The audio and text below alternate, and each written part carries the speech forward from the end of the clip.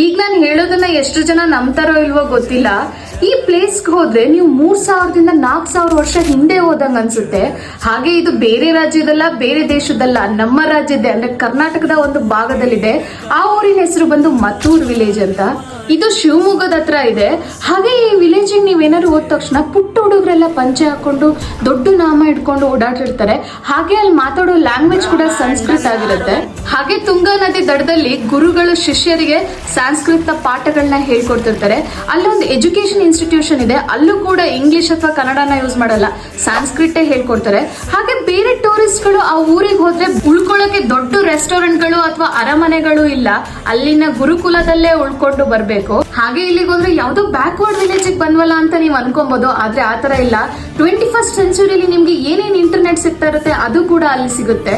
ಯಾವಾಗ ಸಂಸ್ಕೃತ್ ಎಂಡ್ ಆಗಕ್ ಬಂತೋ ಅಥವಾ ಎಕ್ಸ್ಟೆನ್ಷನ್ ಟೈಮಿಗೆ ಬಂತೋ ಆಗ ಇವರು ಸಂಸ್ಕೃತ್ ಪ್ರಾಕ್ಟೀಸ್ ಮಾಡೋದನ್ನ ಜಾಸ್ತಿ ಮಾಡಿದ್ರು.